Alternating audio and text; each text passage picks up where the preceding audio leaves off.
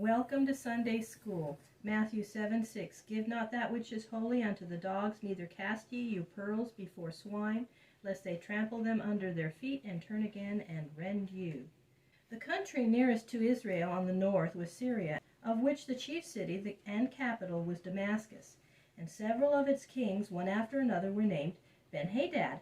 This kingdom was far greater and stronger than Israel, and when Ben-Hadad went to make war upon King Ahab, such was the fear of the Israelites for the Syrians that Ahab could bring only 7,000 men against the army of Syria. The host of the Syrians filled all the valleys and plains around Samaria, but Ben-Hadad and his chief rulers were drinking wine when they should have been making ready for the battle. And the little army of Israel won a great victory over the Syrians and drove them back to their own land.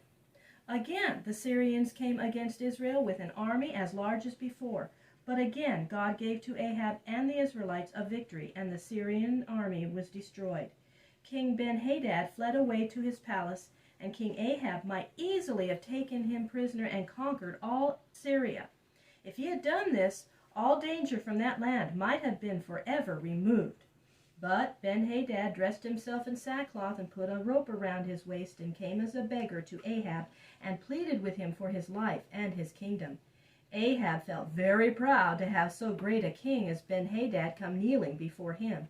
He spared his life and gave him back his kingdom. This was not wise, and God soon showed to Ahab what a mistake he had made. By this time, through the teaching of Elijah and Elisha, there were many prophets of the Lord in Israel.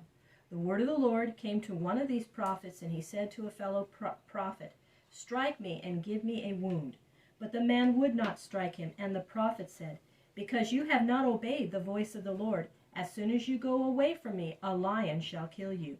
And as the man was going away, a lion rushed out upon him and killed him. Then the prophet said to another man, "Strike me, I pray you." The man struck him and wounded him so that the blood flowed. Then the prophet, all bloody, with face covered, stood by the road as King Ahab passed by, and he cried out to the king. The king saw him and stopped and asked him what had happened to him. Then the prophet said, "O king, I was in the battle, and a soldier brought to me a prisoner, and he said to me, 'Keep this man. If you lose him, then your life shall go for his life, or you shall pay me a talent of silver for him.' And while I was busy here and there, the prisoner escaped. Now, O king, do not let my life be taken for the man's life."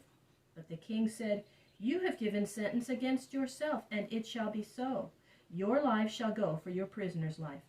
Then the prophet threw off the covering from his face, and the king saw that he was one of the prophets.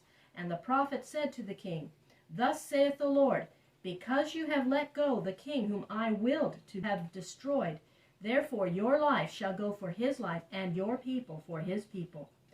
When Ahab heard this, he was greatly troubled and displeased.